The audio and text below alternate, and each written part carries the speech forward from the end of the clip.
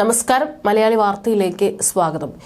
ലോകത്തിന്റെ ഏത് കോണിൽ പോയാലും ഇന്ത്യക്കാർ അവിടെ ഉണ്ടാകും എന്നുള്ളത് എപ്പോഴും നമ്മൾ കേട്ടിട്ടുള്ള കാര്യമാണ്, പ്രത്യേകിച്ച് മലയാളികൾ.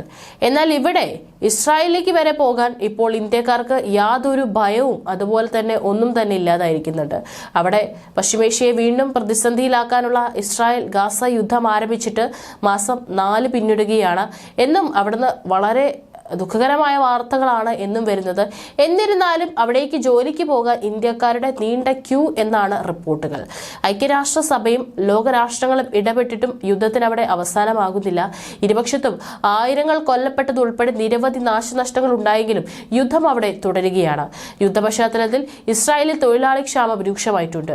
ഇന്ത്യയിൽ നിന്ന് ഉൾപ്പെടെ തൊഴിലാളികളെ അടിയന്തരമായി രാജ്യത്തെത്തിക്കാനുള്ള ശ്രമത്തിലാണ് ഇപ്പോൾ ഇസ്രായേൽ. ഇന്ത്യക്കാരാകട്ടെ ഇസ്രായേലിൽ ജോലിക്ക് പോകാൻ തയ്യാറായി നിൽക്കുകയാണെന്ന് നിലവിലെ റിപ്പോർട്ടുകൾ സൂചിപ്പിക്കുന്നു.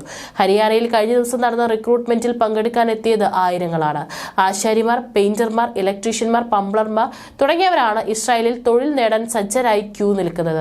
ഇവരിൽ നിരവധി പേർ യുദ്ധം നടക്കുന്ന സ്ഥലങ്ങളിൽ പോലും ജോലി ചെയ്യാൻ തയ്യാറാണെന്ന് വ്യക്തമാക്കിയിട്ടുണ്ട്. നാട്ടിൽ കിട്ടുന്നതിനേക്കാൾ 5 ഇരട്ടിയിലേറെ വേതനം കിട്ടുമല്ലോ എന്നാണ് ഇവർ ഇതിനായി ചൂണ്ടിക്കാട്ടുന്നത്. നാട്ടിൽ തൊഴിൽ കിട്ടുന്നില്ലെന്നും അതിനാലാണ് ഇസ്രായേലിൽ പോകാൻ ശ്രമിക്കുന്നതെന്നും റിക്രൂട്ട്മെന്റിനെത്തിയവർ അഭിപ്രായപ്പെട്ടതെന്ന് റോയിട്ടേഴ്സ് അടുത്തിടെ പ്രസിദ്ധീകരിച്ച ഒരു റിപ്പോർട്ട് ചൂണ്ടിക്കാട്ടി. അതേസമയം റിക്രൂട്ട്മെന്റിനെ കുറിച്ച് ഇന്ത്യയുടെ വിദേശകാര്യ മന്ത്രാലയമോ ന്യൂഡൽഹിയിലെ ഇസ്രായേൽ എംബസിയോ പ്രതികരിച്ചിട്ടില്ല. നിർമ്മാണ മേഖലയിൽ അടക്കമുള്ള തൊഴിലാളി ക്ഷാമം പരിഹരിക്കാൻ ഇന്ത്യ, ചൈന എന്നിവിടങ്ങളിൽ നിന്ന് അടിയന്തരമായി 70,000-ഓളം പേരെ റിക്രൂട്ട് ചെയ്യാനുള്ള ശ്രമത്തിലാണ് ഇസ്രായേൽ.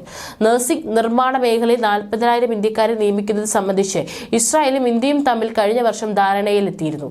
യുദ്ധമാണ് ഇന്ത്യയിൽ നിന്ന് തൊഴിലാളികളെ കൊണ്ടുവരാനുള്ള പെട്ടെന്നുള്ള കാരണമെങ്കിലും കഴിഞ്ഞ കുറച്ച് മാസങ്ങളായി ടെലാവീവിന് ഇത്തരം ഒരു നീക്കമുണ്ട്.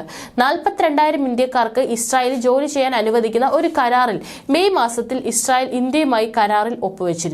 ഇസ്രായേൽ വിദേശകാര്യമന്ത്രി എലി കോഹന്റെ ഇന്ത്യ സന്ദർശന വേളയിൽ മെയ് 9 ഇസ്രായേലിലെ പ്രത്യേക തൊഴിൽ വിപണി മേഖലകളിൽ തൊഴിലാളികൾക്ക് താൽക്കാലിക തൊഴിൽ ലഭ്യമാക്കുന്നതിനുള്ള നീക്കം ആരംഭിക്കുകയും ചെയ്തിട്ടുണ്ട്.